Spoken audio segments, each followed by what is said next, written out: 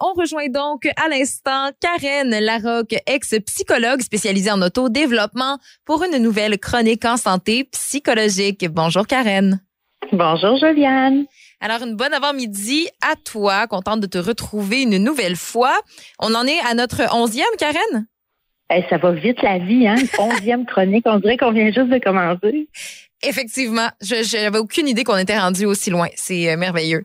Et dans les dernières chroniques, ça fait plusieurs chroniques en fait qu'on parle des différents besoins psychologiques avec toi. Tu te donnes des trucs pour les apercevoir et également comment on peut les traiter nous-mêmes. Tu sais.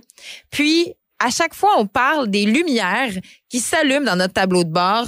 Donc, comme les signaux qui nous disent, hey, il faudrait s'occuper de ces différents besoins-là. Aujourd'hui, tu vas nous aider à décoder ce fameux tableau de bord. Ben oui, j'en parle souvent, puis je trouve ça important qu'on prenne le temps de parler de ce tableau de bord-là. Tu sais, avec les lumières qui s'allument pour nous dire qu'on a un besoin en manque, puis de quel besoin s'occuper. On a déjà nommé quand on est triste, c'est parce qu'on a besoin d'affection. Quand on se sent éparpillé, c'est parce qu'on a besoin de se reposer. Mais tu sais, être triste, être éparpillé, être fatigué, être stressé, c'est pas des affaires le fun, tu sais. C'est des choses désagréables. Fait que souvent, les gens ont l'impression que ça vient de la partie malade d'eux. Puis moi, je trouve ça important qu'on prenne le temps de se dire que ça vient pas de la partie malade de nous, ça vient de la partie la plus saine de nous. En fait, c'est que c'est au service de notre santé. C'est la partie. Quand j'ai une lumière qui allume dans mon tableau de bord, c'est la partie de moi qui veut que je réponde à mes besoins, que je respecte mes limites, que je prenne soin de moi. C'est elle qui est en train de parler. Tu sais, c'est une partie qui veut mon bien. Même si ce qu'elle m'envoie comme signaux est pas le fun. Puis elle veut tellement mon bien que si je l'écoute pas, puis si je prends pas soin de moi, puis si je réponds pas à mes besoins, ben elle va insister jusqu'à ce que je fasse ce qu'il faut, tu sais. Ouais. Puis généralement, les lumières deviennent de moins en moins le fun. Tu sais, ben, ils sont jamais le fun, là, c'est toujours dérangeant, mais c'est pas pour rien qu'ils sont pas le fun, les signaux. Faut qu'on les écoute. C'est pour qu'on bouge. C'est ça le but, tu sais, qu'on fasse quelque chose pour prendre soin de nous. C'est un peu comme la douleur physique, tu sais. C'est sûr que si je mets ma main sur quelque chose qui est brûlant, ça va me faire mal, mais c'est pas pour rien que ça me fait mal. C'est pour que je bouge. C'est pour que j'enlève ma main de là. Le bruit du détecteur de fumée, il est pas agréable, mais c'est pas pour rien. Si c'était ma chanson préférée qui se mettait à jouer, ça ferait pas sa job de détecteur. Fait que comme c'est une job de détecteur, il faut que ce soit désagréable. Donc c'est pour ça que c'est désagréable. Puis, je voulais dire aussi que des fois, la douleur, comme là, j'ai parlé de la chaleur, là, des fois, c'est déclenché par quelque chose d'extérieur, mais des fois, il se passe rien.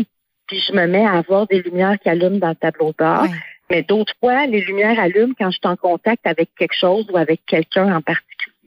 Puis ça veut dire quelque chose aussi. Dans les deux cas, ça veut dire qu'il faut que je fasse quelque chose.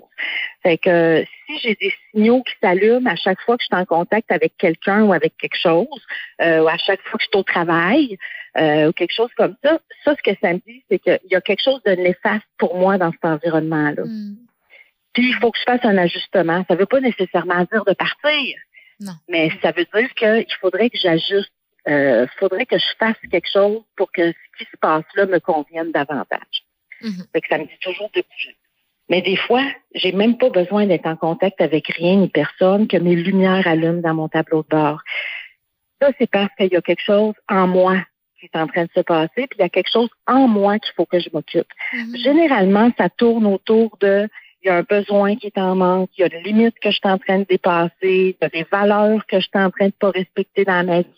Il y a un rêve que je suis en train de laisser tomber. J'ai un deuil que je m'occupe pas, que j'essaye de mettre en dessous du tapis. Une vieille blessure que je suis en train de mettre en dessous du tapis. Fait que des fois, j'ai même pas besoin d'être en contact avec quelque chose. C'est en moi qu'il se passe quelque chose. Mais que ce soit déclenché par l'extérieur ou pas, c'est toujours parce qu'il faut que je fasse quelque chose pour prendre soin de moi. Puis c'est super important de les écouter. De les accueillir au lieu de les chasser, là. Oui, essayer de décoder le message, en fait. Comprendre qu'il y a un message là important pour nous, puis on a intérêt à les écouter parce que si on les... En fait, c'est qu'ils se tairont pas. Si je l'écoute pas, elle va continuer de sonner, cette alarme-là. Mais non seulement elle va continuer de sonner, mais il y a d'autres alarmes qui vont se déclencher. Tu sais, mon système, là, il va tout mettre en œuvre pour que je prenne soin de moi. Puis mon état va continuer de se détériorer si je m'en occupe pas. Fait que j'ai vraiment intérêt. En tout cas, d'abord, à me dire, oups, il y a quelque chose qui se passe, puis il faudrait que je fasse quelque chose pour rétablir mon équilibre. Déjà, si on se disait ça dès qu'on a une alarme qui sonne, on aurait un pas de fait. Là. Après, il resterait à identifier ce que c'est puis à le faire. Oui, c'est ça, parce que j'imagine que c'est plus facile à identifier quand on a un signal qui apparaît, qu'on l'écoute tout de suite, parce qu'à un moment donné, quand tous nos besoins commencent à avoir besoin qu'on s'en occupe, les signaux doivent être plus mélangeants. Là. Ça va être plus difficile de s'écouter. Ben, il y a de plus en plus de lumière d'allumée dans le tableau de bord, puis on ne sait plus où se garocher, tu sais. Ouais. Fait que idéalement, on le ferait, puis on souffre aussi, là. C'est pas le fun, là. C'est de la douleur. Tu sais. C'est pas le fun, ces lumières-là. Puis, tu sais, quand on les écoute, là, ben, c'est ça. Si j'écoute mes signaux, ben, les signaux, ben, ils vont se taire. Je vais retrouver mon équilibre. Je vais avoir l'énergie pour poursuivre mes rêves, pour faire mes projets, parce que quand j'ai trop de lumière d'allumer dans mon tableau de bord, j'ai même plus l'énergie pour poursuivre mes rêves, pour faire mes projets. On tombe comme en survie, on vit plus, là. Plus il y a de lumière qui allume dans le tableau de bord, moins qu'on est vivant. Tu sais? C'est ça l'affaire. Il y a quelque chose que j'ai envie de mettre en garde aussi. Il faut garder en tête qu'il y a toujours un message derrière. Fait que ce serait dangereux d'essayer d'éteindre la lumière sans identifier ce qui se passe. OK. On a tout le monde a des façons d'éteindre ses lumières. Tu te sens un peu triste, tu vas peut-être te changer les idées, puis des façons de se couper dans le fond de son tableau de bord. On peut penser des fois à l'alcool, la drogue, à la limite même la médication, mais des fois ça peut être rien que du magasinage. Tu sais, pour pas voir les lumières qui allument dans mon tableau de bord, je trouve plein de façons de me changer les idées. En fait, c'est que des fois on essaye de faire taire la lumière sans chercher le problème. L'affaire, c'est que peut-être qu'on va réussir à éteindre la lumière, mais le problème va tout le temps devenir de plus en plus gros. T'sais, on ne sera pas plus avancé à long terme. Puis ça, ce serait l'équivalent dans une voiture. Il y a une lumière qui allume dans mon tableau de bord. Puis plutôt que d'identifier c'est quoi le problème pour régler le problème, pour éteindre la lumière, j'irai enlever le fusible pour que la lumière s'éteigne. Tu comprends-tu que peut-être que sur le coup, je vais pouvoir rouler avec l'esprit tranquille que la lumière est éteinte. Jusqu'à ce que le moteur saute. Ben, il y a un plus gros problème qui va arriver après.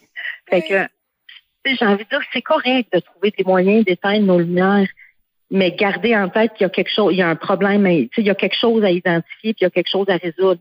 Il y a une partie de moi que je prends pas soin, qu'il faut que je prenne soin. Tu sais, les lumières, là, ils allument généralement pour quelque chose. Là. Fait que, moi, ce que j'ai envie de dire aux gens, c'est soyez attentifs à vos alarmes puis essayez de les décoder. Puis si jamais vous faites quelque chose pour les éteindre, c'est correct. Fais ce qu'il faut pour l'éteindre, mais garde en tête que il faut quand même entendre le message qui est derrière, c'est ça. Ce n'est que partie remise. Oui, tu sais, c'est fascinant chez les humains, là, les lumières, c'est un peu comme, c'est un peu universel. Ça veut dire que quand il y a de lumière qui allume, ça veut généralement dire pas mal la même chose pour tous les humains. Fait que là, je suis en train de travailler. En fait, c'est en préparant la chronique que je me suis dit, il faudrait bâtir un espèce de répertoire. Tu sais, quand c'est telle lumière qui est allumée, généralement, c'est de ça qu'il faut s'occuper. Un espèce de dictionnaire, tu sais, de mode d'emploi pour lire notre tableau de bord. Ça me fait penser au manuel du conducteur en continuant avec les images de voiture. Exactement. Fait que là, moi, je me mets au défi de bâtir ce guide-là, là, puis d'ici à ce qu'on arrive aux vacances estivales, là, je vais vous trouver un moyen de pouvoir le télécharger puis l'imprimer, tu sais, pour l'avoir. Exact. Pour se pratiquer. Un petit guide pour pouvoir décoder nos alarmes. Donc, j'imagine qu'on va en parler plus la semaine prochaine de ce fameux répertoire-là à venir. Oui, il devrait être prêt. Merveilleux, Karen. Merci beaucoup pour la chronique une nouvelle fois. Et on peut toujours te contacter sur ta page de Simplement Humain. Oui, sur Facebook, j'ai un groupe privé aussi, Je suis Simplement Humain, où je partage des trucs, des astuces régulièrement. Puis on peut discuter aussi ensemble de tout ce qui est partagé. Merci, à la semaine prochaine. Bye bye, Juliane.